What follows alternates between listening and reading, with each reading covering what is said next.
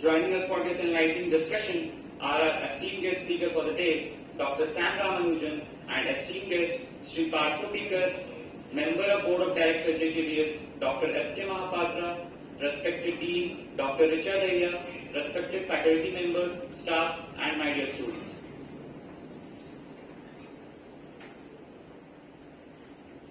I, Pranati Shukla, would like to express my heartfelt gratitude to each and every one of you for being here today. It is truly inspiring to see such a diverse and enthusiastic audience gathered in the pursuit of knowledge and growth. Now, it's a pleasure to introduce our esteemed guest speaker, Dr. Sam Ramanujun, who has achieved great success in the field of management in computer information systems and analytics. Dr. Ramanujun is a professor in the Department of Accountancy, Big Data Analytics and Computer Information Systems in Harman College of Business and Professional Studies at University of Central Missouri, USA. He has pursued an impressive academic journey.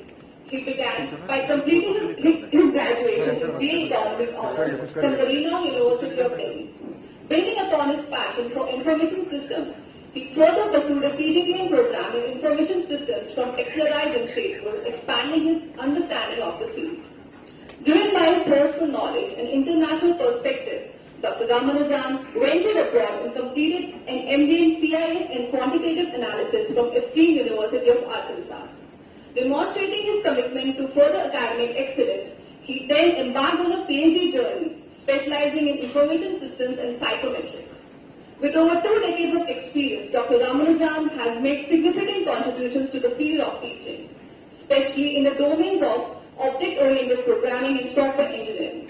He has inspired countless students and imparted his extensive knowledge in these areas. Furthermore, Dr. Sam's expertise extends beyond the classroom.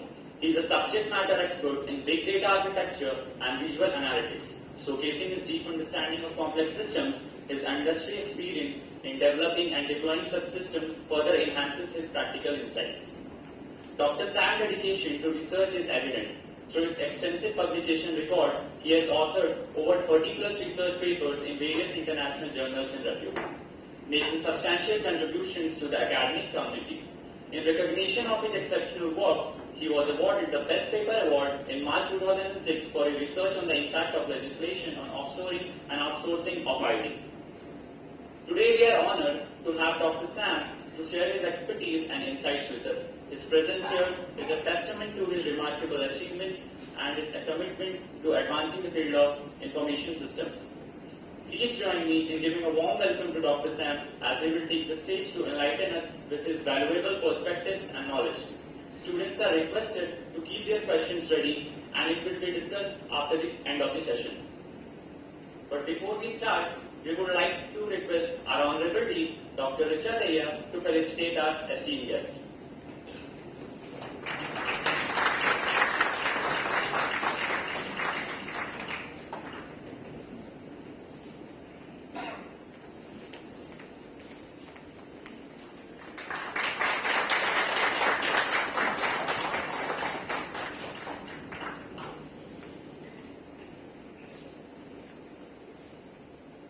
We are privileged to have you, sir, and we welcome you to share your invaluable insight with us today.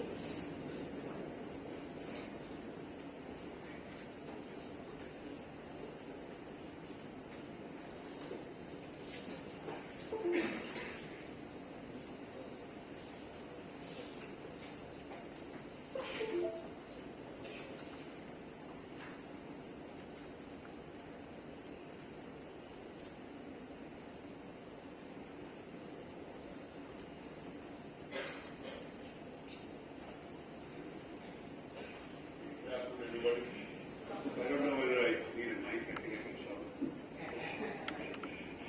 Hey, thank you for having me here, esteemed colleagues here at JK Business School and students here. Mr. Paulson is called a few days ago and said, hey, come and give some lecture. I said, you know, my research papers are very boring. You sleep through, especially after lunch. Okay, so what I thought is let me do something I use some of my research paper, but not really go to the paper, but really get some knowledge out of it that can be useful. Okay? Because the purpose of a paper was very different. It's meant for analyzing big data programs in the United States and so on. But what you can glean from this is, if I'm going to work in this field for the next 30 years, what are the kind of skills I need to learn? I don't have to go to university to learn it, but I need to personally learn, right? So that's what you need to glean out of it. So if you see some words that don't make sense, you can stop me, but don't worry about it. It's a general idea. That's what we're looking at. Okay?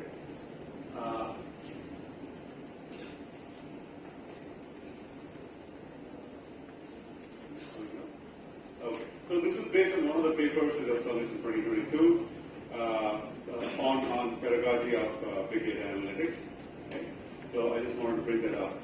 So if you look at our field, like I am in the IT field from the business side. Okay. So if you look at our field, there has been a huge transition from where we were to where we are, and it's due to many reasons. One of the main reasons is the growth in hardware. Okay. So there is a saying that if your automotive technology grew as fast as information technology, you'll have disposable cars, right? So, like in '98, I remember I bought like 640 kilobytes of RAM for $600. So you cannot even buy a RAM in kilobytes now, right? You only buy in gigabytes and so on. And for $600, you can buy 3 computers. So that's the growth, okay? And say if you look at our field, if you look at the people who used to be in computing, they were mainly math people, okay? Or you had some people who had operations research emphasis, okay? A good example is, all of you know Pranay Roy, who comes for those, what's that, election thing, right? So he's an OR person. He's one of those early adapters of computing and so on, right? So those are the guys who used to do it. And from Delhi, we were fortunate, we had the Delhi School of Economics, where quite a few people worked in computing at that time. Okay. Then only we got into engineering. So right now, everybody says, okay, computer means computer science, go to College of Engineering and so on. That's not how it was. It was from the College of Arts and Science. You had mathematicians, or econometrics. Those guys were the ones who actually started using it.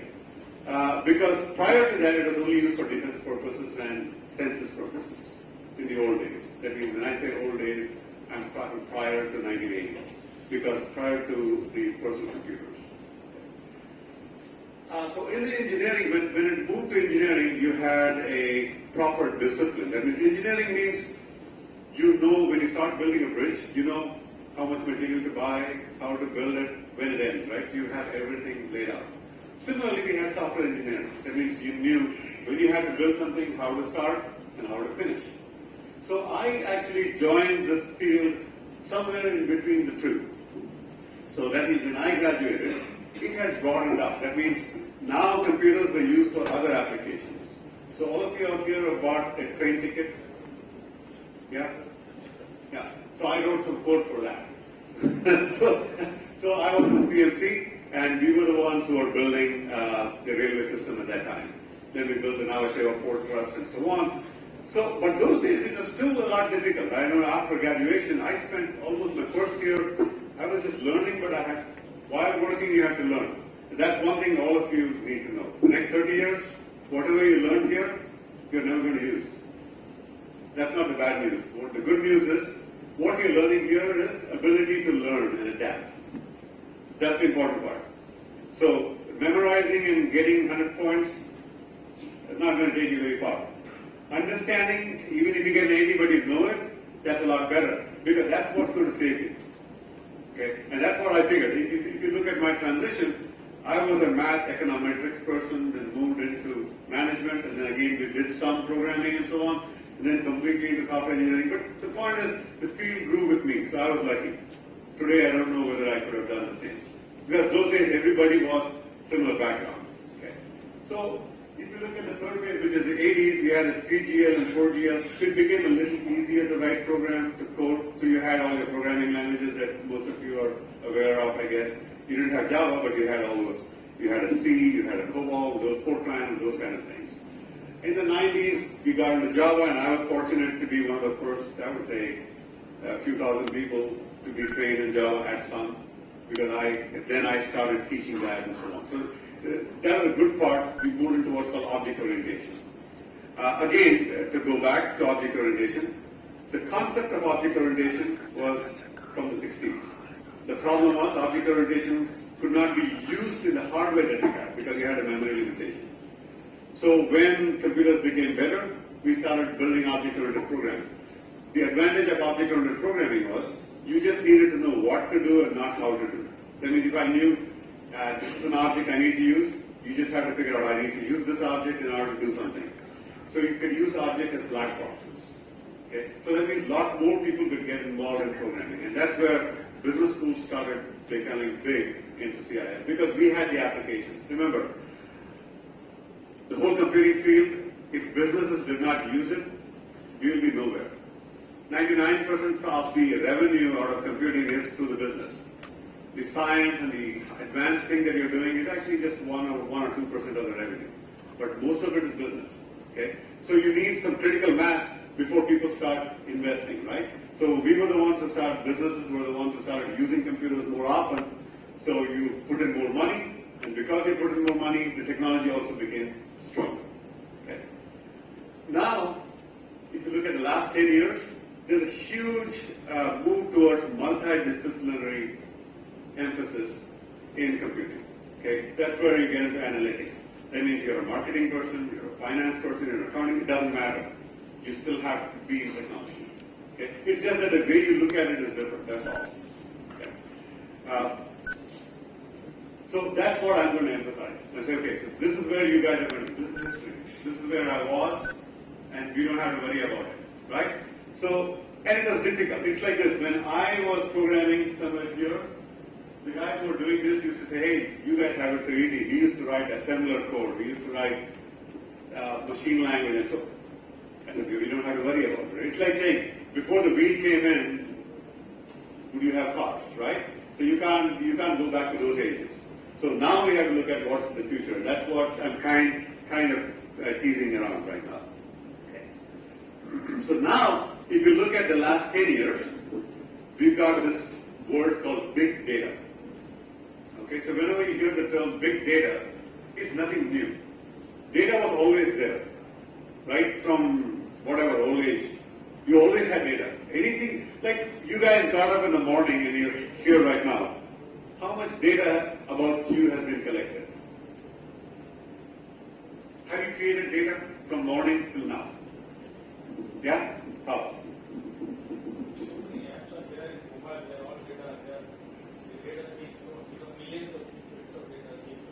Yeah, so you took your phone, you walked, it's been tracked. Got it? That's what data. Probably most of you got up and looked at your status, right? What's happening in Snapchat, what's happening in Instagram. You got data. You came through the toll road. If you swipe, you got data. You went to the bank. So and you walk around somewhere, you're getting, right? Videotape. That's data. You have all kinds of data collected. And this data has always been there. I mean, okay, it's been less, but it's always been there. So you went and bought something in a store, you created a whole transaction. So you had a whole bunch of data created. That means the data was not just about you, but also to the store person to know what to order and all those things, right? So the whole web got shaken up when you were doing that. So we've always been creating data. It's just that now we have the ability to capture it and actually use it to our advantage. Okay? So when we say big data, it has 3 V's. It's a velocity. Velocity means it's coming fast. There's a lot of data. It's coming very fast. And how do you say it is very fast? So how come? He mentioned we had an app, right? So as soon as he's using the app, does anybody know what happened to Roomba once about 4 or 5 years ago about a security breach? Somebody was not in the house. So when the Roomba goes around, it actually sends information about the mapping of your house. It's getting stored. And there was a breach. That means somebody could get the data. So if I want to go to Mr. Potter's house, I need to know he's not in the house because Roomba is working. Okay, that's when it turns on and goes. And these are the rooms it goes to. So that means I'm sitting outside and I'm mapping his house. So, so that means that you have to be careful. There's a lot of velocity, but you have to be careful with the data. It has to be secure, right? And it's fast. That means immediately you know. Okay? And that's one thing I always tell my students. When you go out to a vacation, you go to Hawaii, or wherever you go to Andaman, or wherever you go to, right? You should not go take a photo and say, status, I am here. Right? What have you done? Yeah. There have been cases in San Francisco when neighbors thought they are moving. Because this guy had posted in Hawaii, and those guys just got a nice U-Haul and peacefully they were opening and moving things out. So it's so fast. I mean, as soon as it's up, somebody is watching, somebody can trace and move out. That's the speed. And the speed is because of your bandwidth. Okay? So 5G, right? With 5G, it's as good or better than what you had with wire. You get it? So that's the velocity. It's that fast. Volume. If you look at volume, it is all kinds of data. So earlier it was just you went and bought something, you put your credit card, you got that data, right? So it's all nice tabular data. Now it's not just that. It's also unstructured data. That means you went, you spoke on the phone, okay? You got some video, all kinds of data are there. That means the volume is going up. So you're now dealing with terabytes and petabytes of data, not kilobytes and megabytes. Okay? Because there's all kinds of data. And that's what that variety also comes in. Variety means not just textual data. It's sound. It is your video and so on. Okay? And for example, these telephone calls. Just to give you an example, you might have heard of NSA. Have you heard of the agency in the United States called NSA, National Security Agency? So you would have heard of the algorithms, right? The encryption algorithms, NSA algorithms. You say 124-bit, 512-bit algorithm, encryption for banks and all that, created by NSA. So those guys used to, they used this big data to actually figure out when people talk from United States outside, they could listen in, but nobody had to put their headset and listen in. It had a program which would just look for keywords. As soon as it got keywords, it would just start taping. Right? So that is used for security purposes. Okay. Legally, they're not allowed to do within the United States. You have to get a warrant and all that. But they can do it when you talk from inside to outside. Okay, because there is what we have, something called a Fourth Amendment. So based on that, you cannot tape somebody else's conversation unless you have a warrant. That means police have to show that this guy is involved in something wrong and the judge has to agree, then only they can do it. But if you're outside the country, you don't have to do that, from inside to outside. And they used to use big data quite a bit a while ago. Now we are all using it. Okay, so the government always used it earlier, now we are using it. So that's your big data. Big data means, again, think of the three things: velocity, variety, and volume. Okay, large amount. And again, technology is the reason. Because nowadays, most of you, when you buy a computer, what's your hard drive size typically? You go what? 1 terabyte, 2 terabyte. How much? 1 TB, 2 TB? Hard disk, right? So that was not the case earlier. It's gone cheaper, and it's also more reliable because it's solid state, so there's no moving part there. You're getting the solid state drive. So that's one. So, and also, if you look at the memory, which is RAM, okay. So when I used to code, if you work in a PC, the limitation of 640 kilobytes. Okay, so you can't write anything in 640 kilobytes today. Okay, so we have to use extended memory boards and so on. So those things you don't have to do it. Nowadays, the whole database is moved to the RAM, and then you're searching through it really fast. And we are moving to an environment in the future where you will have, I would say, computing in which speed will be even, I would say, 10 times faster, at least 10 times faster, because we'll be getting rid of wires. It's going to be optical and so on. That's in research. It's already, it's not in production, but it's there. Okay, and then if you have so much data, okay, we already discussed, if you have so much data, why were we not able to use the data earlier? I think I gave you some hints. You already had data. How come we were not able to use this data earlier? Was that you didn't have the infrastructure, good. That means yes, the hardware part you didn't have. Now, did you know how to do it? That means, right now when you talk about data, what are you thinking? When I say data, what's coming to your mind? Okay, from data you're getting information, right? But when you say data, what are you thinking? When I say, give me some data about selling this product, okay? So what are you going to ask now?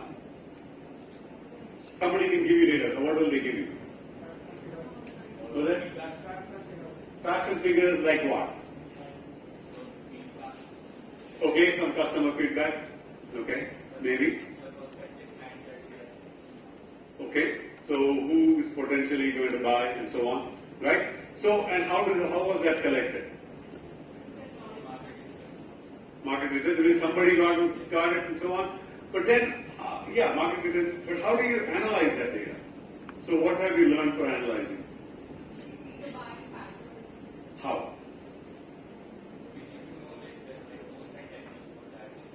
So you're using some statistical techniques and so on, right? Typically, that's data. But that's all structured data. That means you converted something to something, right? Now I'm telling you, we're not looking at structured data. We are looking at data that's not even something that you think is related to what you're doing. Let me go back to an example. There was one of the hurricanes about 5 years ago, which went through the southeastern part of the United States. And Walmart did a lot of big data analysis. So they, as soon as they found out that they're going to get a hurricane, it's going to be a huge one, which is going to come through. Hurricane is the equivalent of a cyclone. Okay, so it's going to come through in the next 48 hours. What do you think they stopped? So remember, out of stock is the worst thing for a marketing person, right? So what do you think they stopped? Food, okay, that makes sense. Anything else? So if the hurricane goes through, what happens? Power goes down, so people need all kinds of things, water and all those things.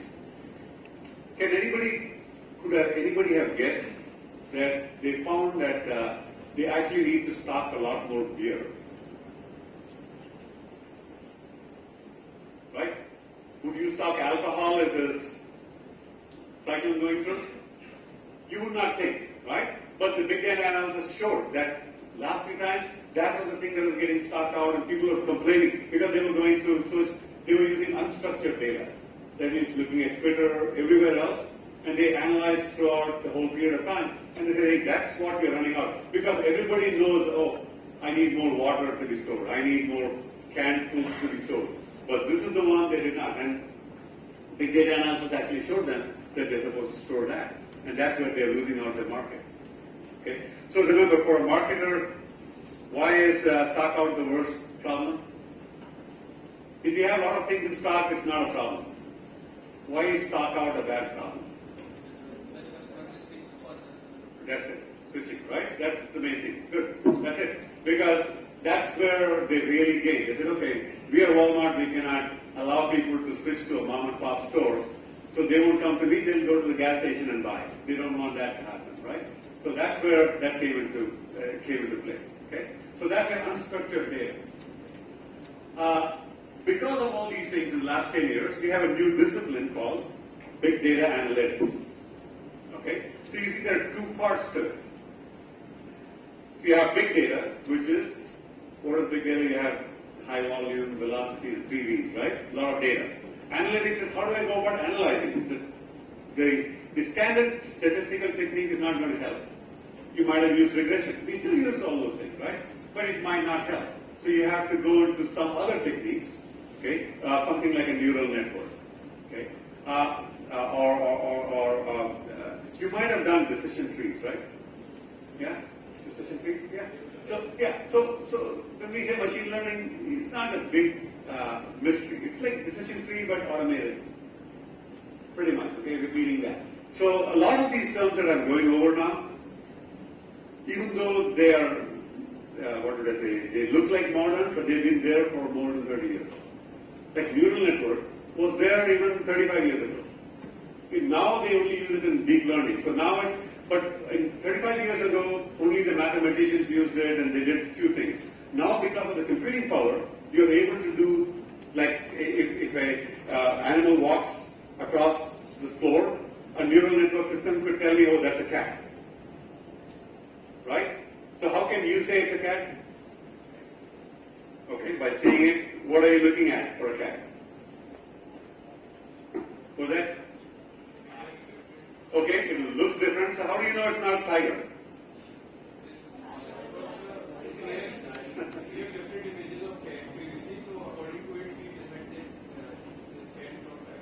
Different images, right? So how is this image converted to data then? Okay, so you're... Yeah, so you look at, okay, it makes a certain noise, and the tail goes up this way, it does all these things. So when I talk about this machine learning and deep learning and all these things, I can tell you that a 2-year-old is smarter than that. Okay, I'm not kidding. I'm serious. So we are not there. The human brain is still the smarter one. Okay? Can your 2-year-old nephew or niece tell you it's a cat? Yeah, easily, right? But if you want a computer to make that decision, we are now able to make it. In the last 5 years, we can do it pretty well. So it will tell, oh, that's not a cat, that's a tiger. Right? But your niece or nephew who's a 2-year-old could have told you at that time. Because our brain is the same thing. We have network, right? But we process a lot faster. So with computing, we are getting close. So that's why when people say, hey, AI is going to take over, no, it's not taking over anything. It's going to help us. So instead of doing, like you guys use calculators normally, right? In my time, my teacher would do that if I touched the calculator, right? So I had to do my multiplication because it was required at that time. Okay? Now, if you don't know your multiplication, you've got a calculator. Why do you need that? Similarly, if I have a radiologist, I'll worry about the complex part of it. Simple things, let the AI figure it out. So I'm now relieved to actually look for something more complex. So there's nothing, I would say, there is nothing that can beat the human brain. Okay? So whatever I'm saying, yeah, it's just that it's an assistive technology. That's what we should look at. Okay. Okay. So because we have this diversity of applications, I've given a couple examples. Marketing, you guys use sentiment analysis. Have you heard this term? Yeah? So I released some product, how do people feel about it? So how do you find out? You don't have to go ask people. Because, have you heard of this term, unobtrusive data? Unobtrusive data? No? Okay. So if the river is flowing, and if I put a meter inside the river to measure how fast it is flowing, is it measuring the actual flow of the river? Yeah? No? No? Why? No. I was looking at the river, it was flowing. I want to know the speed, so I put the tool there. It gave me the speed. So, is that the real speed of the river? No, forget. Let's say it's surface level. I want only the speed in the top 2 inches. That speed is not consistent. No.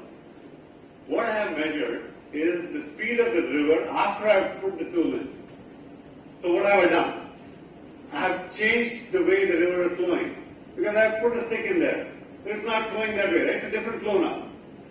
Similarly in marketing, if I go tell Mr. Potter, I'll tell him, hey, I know you're going to vote whatever, X party. Are you? So what's he going to say? It depends. If I'm a huge guy who's going to beat him up, he'll say, yeah. Right? If he sees that, okay, I can beat this guy up and say, none of your business. You get it? So what's happening? The data that I'm collecting is wrong data. Because I have already biased you because I am asking a question. And you may be thinking, why does this person not want to know? Is he going to go tell some thug who's going to beat me up later? And so on, right? I mean, this is violation data, but any data. Okay? And similarly, if I have two, let's look at this example of an unobtrusive data. Let's say I have a footpath here and I have a footpath here, right? In one footpath, I have a person with a ticker. Every time somebody goes, click, click, click. I'm not talking to them, right? The other one, nobody is there. So what do you think is going to happen to the pattern of people who are coming in? Are they going to switch or not switch? What do you think? Many times what will happen, many people say, I don't know, this guy is clicking, I shouldn't go this way. Right? So that means if I'm going to use that data to send it to my government to say, you know, this footpath needs more maintenance than that and all those things, that's wrong data. So you have to do it unobtrusively. How do you do it? Maybe you keep something, a camera somewhere which nobody can see, and then you just observe. Right? Marketing guys do a lot. In Walmart, if I want to go look for salt, I'll spend 25 minutes. So they'll hide it somewhere. Okay? If you want to buy those cakes and all those things, as soon as I go in, it'll all be here. And you want to buy sugary things, chocolates and all that, it'll get this height. 3 feet. So all the kids are going, see that. Right? And they keep changing it because they have cameras, they keep observing it, they do what the protocol announces, and they keep changing it. So we've been using that data, but now it's automated. So I don't have to have a person looking at the tape and saying, oh, so many kids came to this Walmart, now I need to put sugar candy here, and so on. Right? So that is something, unobtrusive data is very useful. That unstructured data from Twitter and Facebook and all those things, that's unobtrusive data. Because you're not telling the marketing person that your product is bad, you're telling your friend, which you are more true and so on, right? So that is the real data that you're getting. Okay. So that's why unstructured data that we collect in big data, that's very useful, and we need techniques to mine that. That's what you're mainly learning in big data analytics. Again, as I said, it is still, you're using statistical techniques, but slightly differently. That's all. So here, I mean, I'll just leave it up there. Okay, I'll just leave it up there for 1 minute. You guys read through that. So when I have programs, you don't think in terms of program. You say, okay, so what do I need to learn, guys?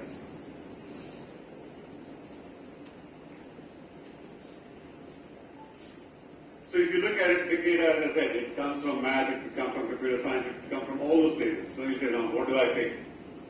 Right? That's the problem. Okay, and that's what we're trying to delve into today. As I say, okay, where should I go? Depends on my interest. Because they are taught everywhere, but everybody has their own perspectives. Okay.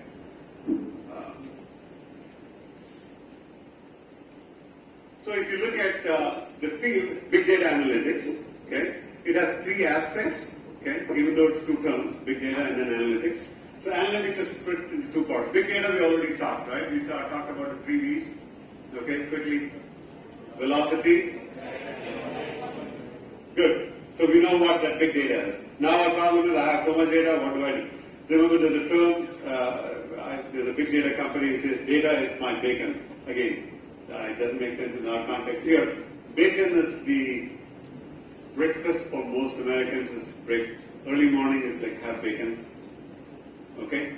So they say, oh, data is my bacon, right? So they say, okay, that's how I have to start. Okay. So, and you can call data as a gold and all those things, whatever. The point is, now it's like all kinds of data, which is part of your corporate resource. Okay. Remember, let me just go back again. There was a toy company, I forget the name, which got bankrupt, but it still had a lot of value. And the reason it had a lot of value is it had customer information of all the people who bought toys for the last 25 years. And that's how they recovered money. So when data has value. So they were not manufacturing anything, but they had information about something, right? So that's the part. That's why big data is useful here. So if you look at the 2 parts of the analytics, I have predictive analytics and machine learning. Predictive analytics is something most of you are probably doing already. You guys, you do some regression analysis, cluster analysis, things like that, market segmentation. Yeah. So that is kind of predictive analysis. That's what you were saying, right? I will do this, collect the data, predict. Okay? So that's your predictive analysis. So have you all done something called logistic regression? No? That's more, those are the things we use more now, depending on type of distribution. We use something like a logistic regression and so on. When we do in the analytics, if you're in analytics field, that's what you would do, typically, depending on what kind of data you have. And machine learning, okay, again, as I said, this is not completely independent. It is related. Okay, take a minute to look through that.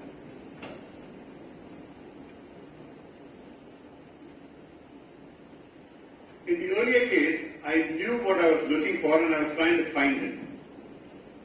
Right? So, segmentation, yeah, you segment and all that. But will this, for example, cell phone, will this person switch from my company to another company? Cell phone churn. Right? Is that a big problem here? People switching cell phone companies? Right? So they use a lot of, what they do is they'll have all the call center records, everything, voice, everything, all put together in the big data, and they'll figure out how to reduce churn. What kind of complaints you're getting, are our representatives doing a good job, and so on. All that is collected for reducing churn. Okay? So that part is still done in the old-fashioned way, okay, using decision trees and so on. And machine learning, it is autonomous. That means you start it and it learns. It figures out and then it gets the pattern on its own. Okay? So typically it will be unsupervised. So like I told you, a 2-year-old, you showed the 2-year-old a cat and you told her, hey, this is a cat. And that cat happens to be a yellow cat. Right? Next time a black cat comes in, you didn't tell that cat can be black. But the 2-year-old will tell you that's a cat. Very good? Because the 2-year-old observed a lot of things around the cat. Like the way it walks, the noise it makes, and so on. And that's how it is able to do that. And that's your machine learning part. That means it's unsupervised, but it can figure out.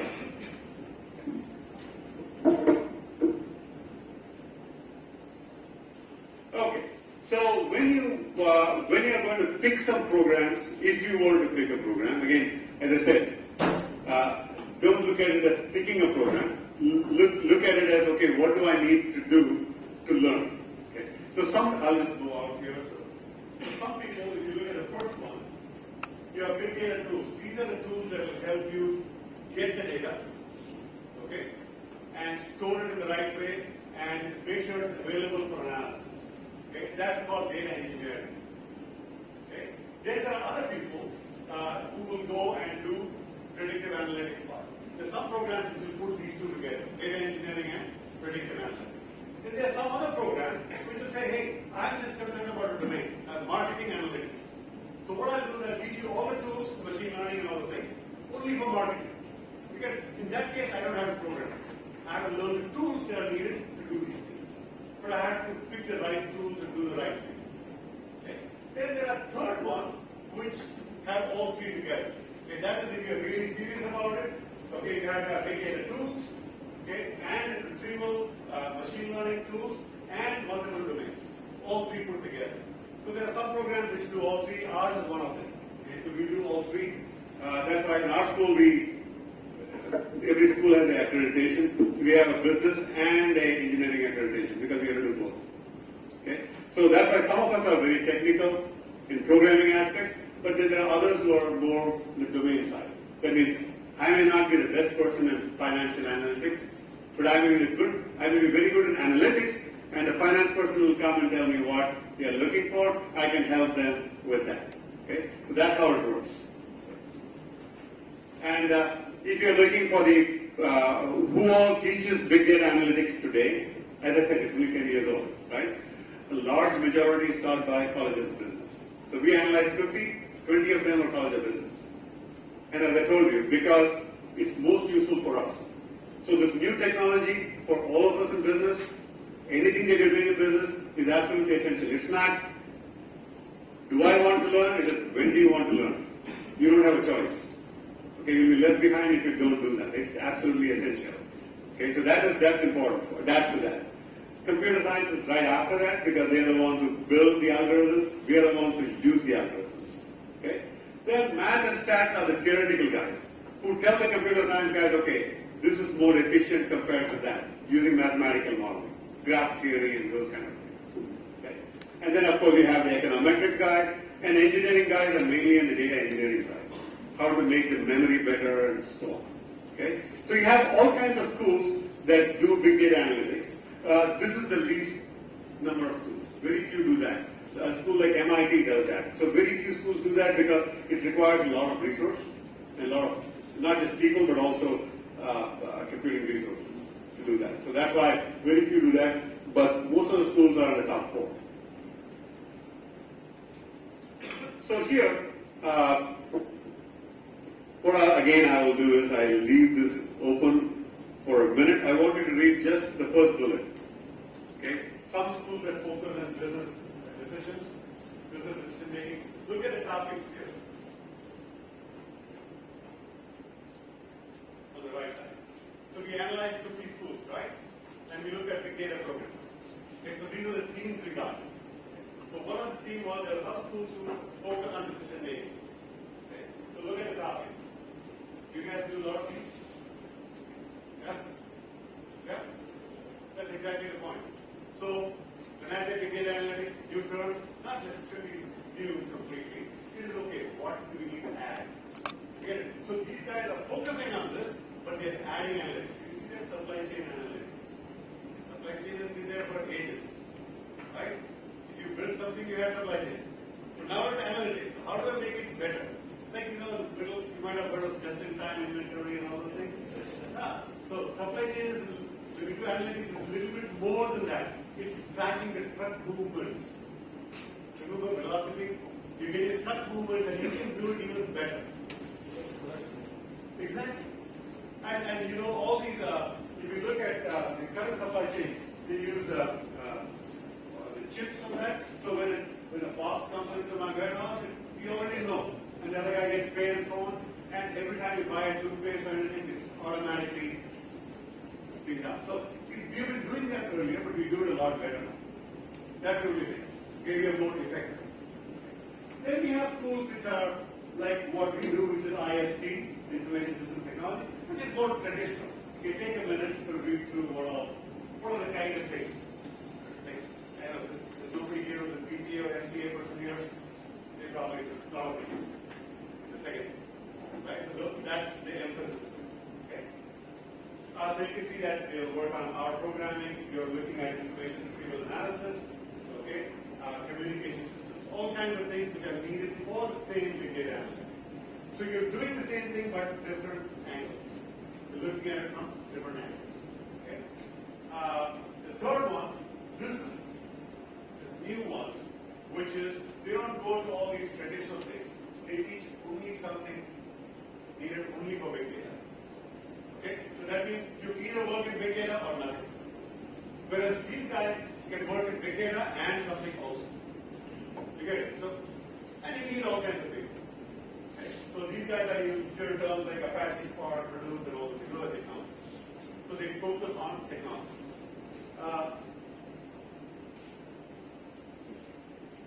It's like this. There are, even in the old days, means 10 years ago, there are some schools in computer science who will teach only something like a data structure, things like that. Purely theoretical stuff. Then there are some schools who say, oh, you need to know that, but I also teach application along with it. What do I do with it? Okay? So the top two are worried about what do you do with it also. The bottom one is, these are the technologies, I need to know that. Okay? Now, before I even proceed further, you've heard of product management, right? Yeah? Okay. So, whatever you're learning here, whatever I'm telling you now, even if you don't do this, if you're a product manager, you need to know these. Because you need to know what to drive. Okay? That's the main thing. Okay. Okay. The next is, there are some schools which are predictive analytics and statistics based. These are the traditional Delhi School of Economics and so on, will be this kind. Will be statistics and predictive analytics based. Okay. Take a minute to look at what they do. And you might have learned some of these.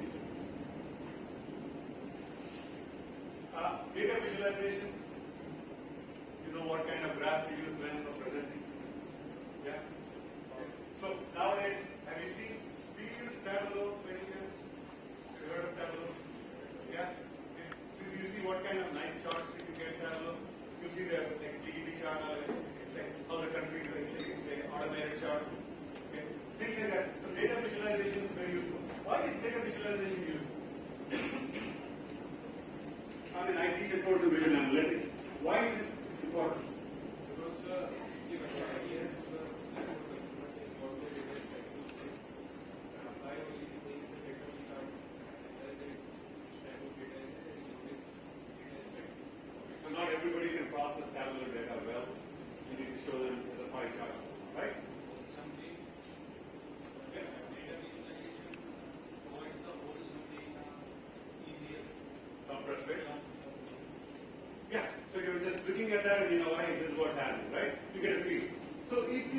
in a company, so if you're going to present something to your senior management, what will you use? Will you use tables or graphs? Graphs. They don't have time. Okay, this is what's happening, right? But if I'm interested, what will I do? I'll take the same graph, I can click on it, drill down. Right? But now will allow me to do all those things. Because I don't want to call my manager and ask what's that. I can just click on it, goes down. Okay, that's where it's coming from. I go down. Nowadays you can go down all the way to the first machine that created it. Okay, so in production systems. From the sales, you can go down to which machine, what time it was created. That's the type of data we have. Okay, so if there's a mistake, we know what to discard. You don't have to have somebody go figure out when this is made. You can just say, oh, that's a bad product, let's just drill down. It will tell you exactly which machine created and what time it created. And then you know that, okay, that batch is an issue. You don't have to waste time. Okay? So that's the kind of depth you can get with that. The next one, of course, is machine learning. So this is the fun thing that you see in movies, right? The visualization, how you can catch a thief, because they have this video somewhere and they can get him in the signal because he's waiting and the traffic camera gets the guy and matches him and says, okay, go get him. Right? It's that simple. So in my days, one of the projects I was involved in was what is called the Fingerprint Identification. So you used to use like 9 nodes.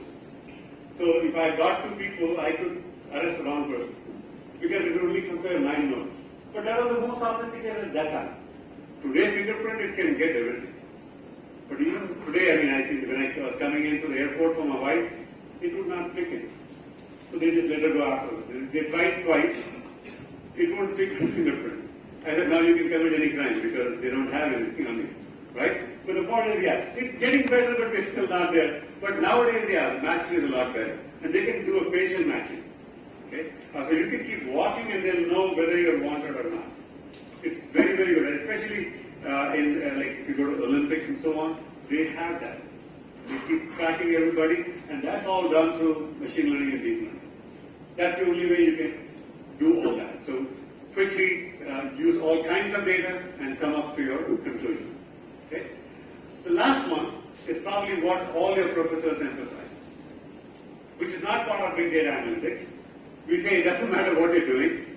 The last step, number 6, I said there are only 5 themes. The 6th is not a theme, that's an overarching theme. Okay? Which is what? Personal skills, research skills, and mathematical skills. If you don't know what you're looking for, there's no point giving you the best equipment or the best model.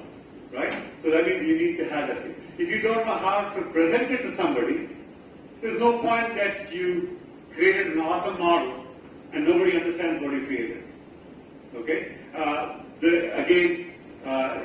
Have you heard of a company called Texas Instruments? No? You might have seen TI, but they're like a big chip manufacturer. This is the old story, okay? So this is the story when I was a student. So this is like, Texas Instruments were very good technicians. They were all engineers, right? So all BP was somebody who had designed the chip types. Everybody was an engineer. And they were going bankrupt. Okay? Because all they knew was like they say, you can make a mouse trap, but they could make a golden mouse trap. Okay? So what's the point of having a golden mouse trap? You still need to trap only a mouse, right? So the point is, they didn't know what product is needed on the other side. So they said, oh, this chip is better. That's even better. So what? Right? So that's why, yeah, these things are important. Last part is important because now if you look at it, if they have to go up, even in TI, Texas Instruments, you have to be good at soft skills, good at research skills, and so on. Not just technology. You cannot be narrow. Okay? So that's one thing, yeah. Whatever you're learning, you can use analytics in that. Okay. So what I'll do is I'll just stop right here. I think, yeah, so the conclusion is it doesn't matter what you're doing. Okay. So you have to make sure that you adapt to what's coming. Okay. I can tell you my own last 30 years, every third year, whatever I learned was obsolete. Because I'm in IT, so every third year it changes. So they say half-life of the best built system is about 3 years. Okay? I know that the railway reservation is worse today than what it was then. I'm just kidding. They added the AI part. Have you all seen that Disha? Oh, that's the irritating thing. That's the bad use of AI. I'm not kidding. It just confuses. So every time Disha comes, I close her and I go directly and book. Because Disha has never gotten me a ticket yet. So that is, but that is using AI. So they're going back and forth, but they're not used it well. So the problem is you have to. That is why you need people who understand the product, who understand the market, also involved with that, and not just somebody who knows how to code.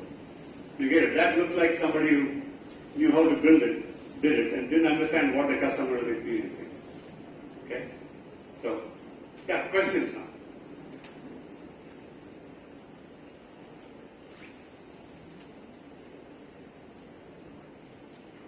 It doesn't have to be about analytics. It could be about anything that you're concerned or you know. I'm not about the area.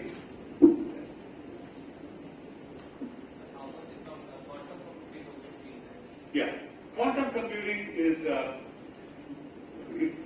it's going to. When I talked about we won't need wires and all that. That's what I was referring to. Okay. So yeah, that's going to, we call it ubiquitous computing. That means you won't even have a box. So you're just working it. That means your peripherals are all over the world. The whole world is your computer, right? So yeah, it's going to. I don't know. It's going to change it significantly. I mean, because the power that you're going to get is going to be significantly higher. So you'll have no barriers to what you do. So AI will get better. But remember, AI. Have you all heard of Carnegie Mellon University? Right? So they've been in this AI business from the 70s. Okay? So they are from the production engineering side. They've been in this and they've done quite a few things in AI. Okay? But the point is, what they did then, nowadays looks like a child's play. Because when they did it, there was so much restriction of what you could do. With quantum computing, whatever we do today will be like, oh, this is nothing. Because the power has gone up. So, and you don't know what it will look like. Because the human mind, the agility is, when you have a new technology, you use it differently, right? I mean, especially India is like, I think, next level of agility, right? Because cell phones, I don't think anybody understood how to use a missed call anywhere else in the world. Right? Have you all, I know now you don't use missed call. Do you use missed call? No. I'm dating myself, I think. 10 years ago, when it used to cost money to receive a call, so your vegetable vendor and all, they say, oh, you want that? Just give me a missed call. So you call and that's what you want, and the cab driver will come, missed call. You never talk because if you pick up the phone, it would cost money. So the marketing person pretty much never understood, because they took the Western concept. You make a call, time, speaking, let's charge them. They didn't know that we were going to miss call, right? So that's why India was the first one to have a flat fee. It doesn't matter now, here's a flat fee. Like data, it's so cheap here. Because if you don't keep it cheap, people are going to get around, right? Same thing with quantum computing. I don't know what's going to happen. Okay, but I know something very different will happen. Okay, but yeah, out of our imagination. But we're getting there. We're getting there. Again, if you have anything, go to MIT's lab. If you go to their website, there are quite a few labs which have built futuristic products. Go look at some of them. Okay, the wearable computers and all those things. There was one which was like, before you go to a restaurant, you could go and look at the pizza and smell it. If you like it, buy it. So this was built by a company in Israel. Okay. So what happens is, just like for colors, you have primary colors, right? So for smell, they had 3 different things, and it would puff. Like it would mix appropriately and puff. Of course, it didn't fly. I mean, not two people like that. The point is, yeah, it is a good idea, but I think not all good ideas sell. Okay. The pen that I'm holding, I gave the zip drive there. So this is one of my students who has an AI company, okay, called Anveta, which actually helps lawyers. So what happens is, if you're the one side and the other side, right? Before we go and argue the case, we are supposed to exchange documents, right? So what this investor does is, it says, okay, you just upload everything, he just uploads everything, and then there used to be lawyers who used to sit and read everything and then make points. Now the AI does it for you. Reads and marks it. And not only marks documents, there's a video that you upload, it'll go mark, it'll say wherever the client was, it'll mark that part. So then when the real lawyer goes, he or she only reads those parts. You get it? So it saves so much time on both sides. So you can imagine, even lawyers are starting to use AI. Okay? And the whole company. Just for that. Okay. Anything else?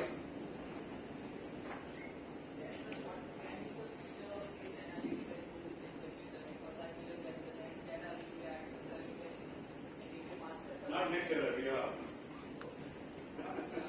we are already there. Yeah, prompt engineering, yeah. So how many of you use the ChatGPT? Don't write your term papers on that, okay? So you guys know that ChatGPT, you don't realize, there's something called GPT-0. Have you heard of that?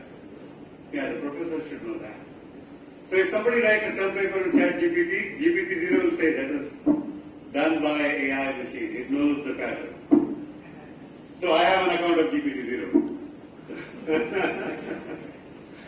But ChatGPT is useful. See, if you want to write a small program, you tell it, but if you want to write a complex one, you can't do that. It can't. It's still there, but yeah, with prompt engineering, so at some point it will become as good as an expert. I agree. Yeah, but then the expert will not do that, they will do something else. So all I'm saying is, just ask your parents or your grandparents how things worked, okay, and how it changed. If you told them these are the things we'll have today, all of them would be afraid. They'll say, okay, we'll have no job. Because it's doing whatever we did. But what happened? We're still here, right? So we're doing something different. So the argument is not how much of the pie we want, it's can we grow the pie. Right? So with this new technology, the pie is becoming bigger. That means the productivity is going up. Okay? So that means you'll do other things. And your quality of life will be better and so on. Yeah, it can be. It can be. So it learns, right? So what happens is, if too many people ask for certain things, it can be manipulated. But ChatGPT, what they've done is, there's freedom of speech. But then, in ChatGPT, even though they're not supposed to do it, they've done it. If I ask it to give me a joke, okay, it'll give me a joke. If I say, hey, give me a Bengali joke, it'll say, no, I won't do that. It used to do it. If I say, give me an Indian joke, it will do it. But if I say, give me a joke about blacks, it'll say, I'm not supposed to do that. After a while, they learned that, oh, if you can't do for them, you cannot do for anybody. But then, to me, I am a different type. Okay? I believe that it should do it. If you don't like it, don't look at it. That's it. But the point is, we are manipulating. That means they are restricting that, and that's why some people are complaining. They say, hey, that means it's not really AI, it's manipulated AI. Oh, the programmers, they say, if I see these keywords, tell them they can't do this. You get it? So that means tomorrow, that's why I would not use ChatGPT to do something serious. That's why I asked you whether that is a term paper. So you should not. Don't do it for anything serious. Because there was a lawyer, just look at New York Times, within the last month, okay, who got into trouble with the judge.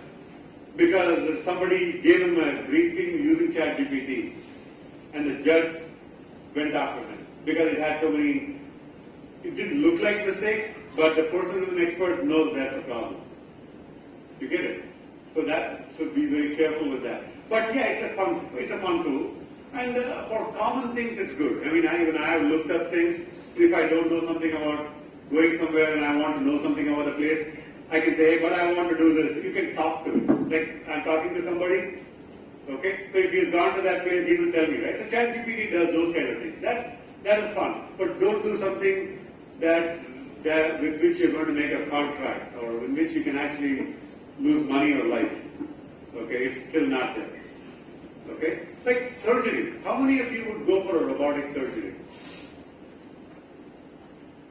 Doctor is sitting there, like a video game, they're doing the whole thing. Okay, about 60% of the surgery in the United States are robotic now. And why do they want robotic? So I had a friend who had a kidney removal.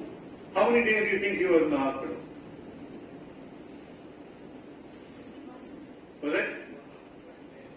2 days. Because they just made 3 half-inch holes. 3 prongs go in, one cuts, one sucks, the other one is where the doctor is viewing through. It's pretty neat. I mean, so this technology is very useful. There's no question about it. But then the doctor has to be there. It can't be doctor sitting at home and working from home. Right?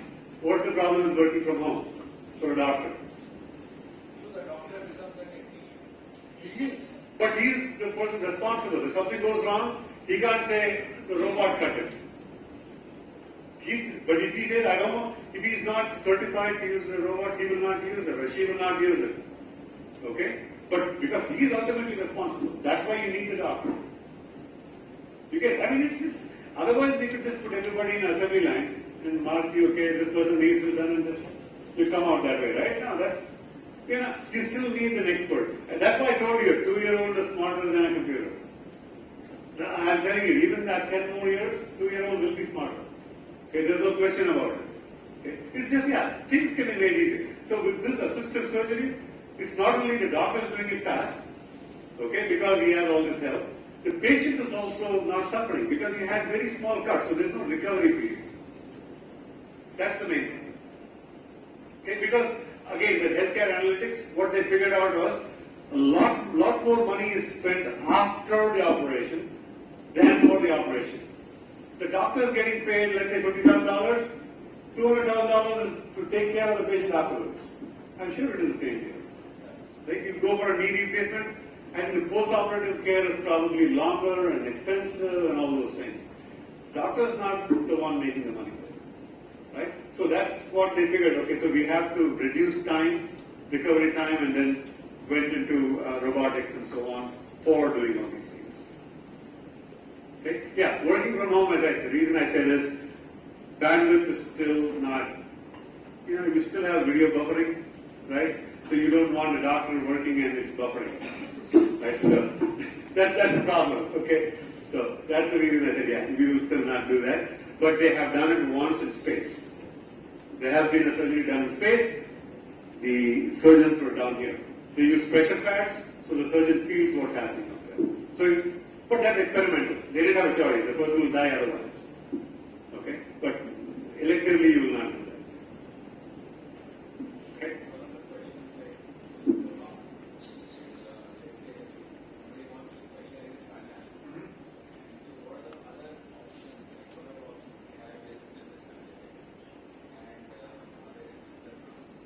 Digital transformation, okay.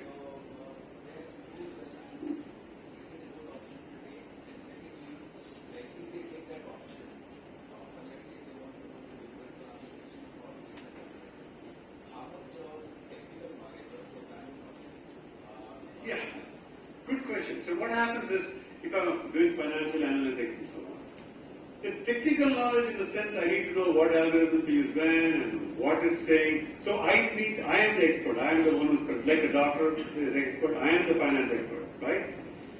And it's only a tool. For example, if you go to sustainable finance, in finance you have the sustainability, green finance, that's the next wave, right? So you're not just spending money, but is it doing it? So for that, this analytics is very useful. Because how do I know something is sustainable? Like you are doing all this ESG. Are we doing a lot of ESG as well? So how do you know how money is spent? Somebody told you it's spent. That's what you believe, right?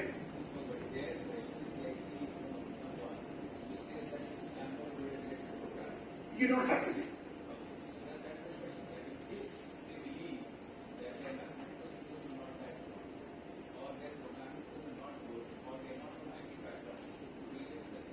Yeah. So most of the, I would say, the guys who are in technology and finance are mainly non-technical. They are not just programmers. Okay, but programming skills, programming is more of an attitude. That if you're not afraid of it, you will learn. It's one of those things. Mathematical skills, no. I would say if you don't have mathematical skills, don't be in finance. But in math, there's no excuse.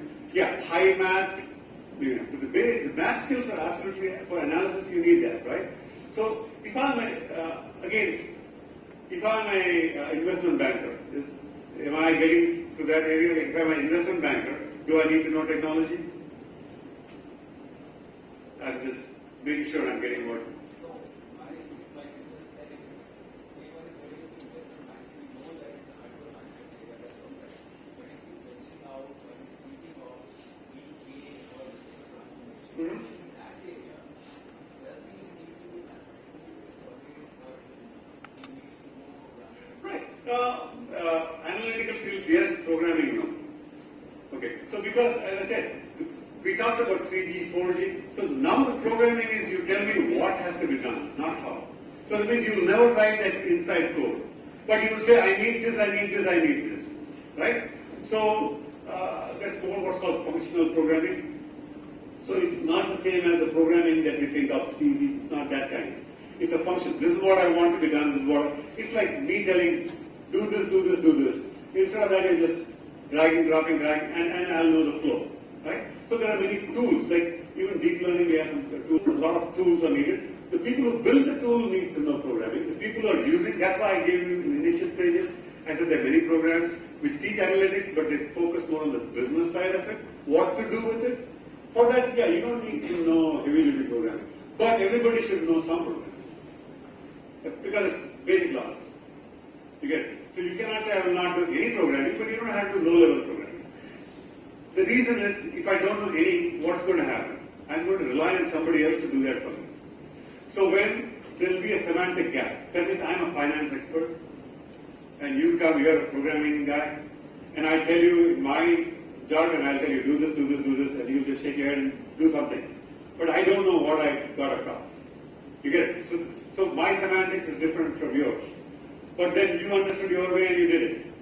And that's where a lot of people complain. I told this guy to do something, he's giving me something else, just because he couldn't explain properly. That's why some programming is always essential for everybody, but not heavy duty. That should not be your job, but you should do it. Okay? And in finance, there is no choice. So what are those some programming, So what happens is, let me go over this.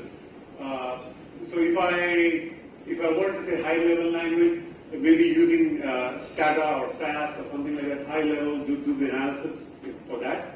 And also for tools, you're using the machine language tools, you'll be trained in those tools, right? And even that is programming because you're putting things together. So when I say programming, I don't mean the traditional programming. Okay? So yeah, I mean, statistical tools, I think all of us need to learn. Either SAS or SCADA or any one of those things that you use. I don't know, SPSS, I don't know what you use. Even Excel. I mean, Excel also, you can do significant amount. In fact, most investment bankers use Excel. Okay, significant amount of Excel. Yeah, that is programming too. I mean, when I said programming, I mean that also. Scripting is also, I consider as programming. Okay. Yeah, but I just want to get across that programming is the problem with programming is people think they cannot do it. I can tell you, I can teach a monkey how to program. It just needs the right attitude, that's all. If you're not afraid, you'll do it. Okay? Because it's just logical thinking. So what you're doing outside, you're just converting it into code, that's all. It's not the old days of assembler code and all, where you had to know technology before I could code. Now I need to know what I want, and then I can code. Okay? So yeah, so I would say, yeah, the new languages, yeah, you can easily do that. And you don't have to do a whole lot. The only reason you need to know is so that you can get a better product out of whoever you're working with. And as I said, big data is going to be big in investment banking. Because now the verification, all those things can be all IoT. Devices will pick all those things, and you already have the data. You don't have to rely on somebody giving you a certification that this road was built. I already know it's built. I know how it was built. I could have a drone go and do that. Because it's going to be automated. And if you're investing, especially ESG and sustainability and all that, you'll have to do a lot of that, because you can't afford to send people to every other place to figure out how things were used.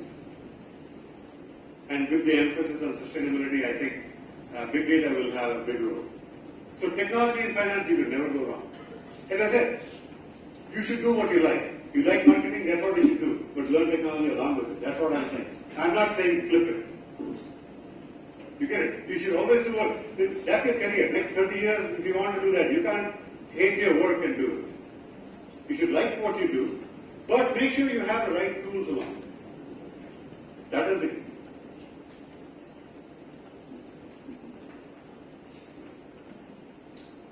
Any other questions?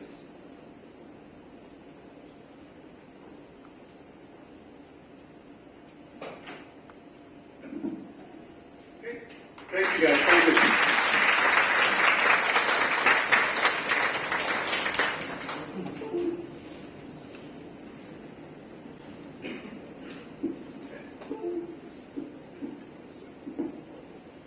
Thank you so much, sir, for sharing your valuable insights with us. And on behalf of JJ Business School and entire academic community, we extend our sincere appreciation to you for sharing your dedication and the experience that you have gained in your life. So throughout the session, we have explored various concepts of the technology-driven world, like how to adapt, how to learn, what is the big data analytics, mainly the 3 V's, variety, volume, and velocity. Then how the unobstructive data or the unorganized data can be converted into the big data. Mainly we understand about the concept like data engineering and how it is related something like to predictive analytics. We also learn about the machine learning, and other than that we have also been focused on the program focus, that what the big data program is all about and big data analytics thing. Now, on behalf of our institution, I would like to invite Sri Partho Pikar to present Dr.Sam with a small token of appreciation. Sir.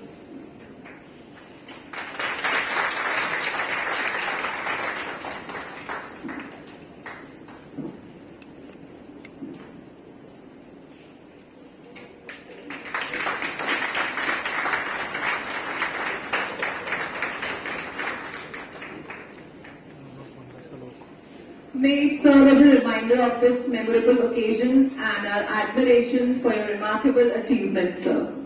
Thank you. I encourage each one of you to carry the knowledge and insights gained here today and apply them in your respective fields. Let us continue to foster a spirit of learning, collaboration and innovation as we forge ahead in the world of information systems. Lastly, I want to express our deepest gratitude to the audience, the students, the faculty members, and the distinguished guests who have graced us with their presence and actively participated in the discussions throughout the seminar. Your eagerness to learn, engage, and contribute has truly made this memorable and enriching experience for all. Now let's all gather at the reception area of the JKBS for a group photo, and after that Dr. Ramanujun will be planting a sapling in the Golden Hari lawn. Thank you so much.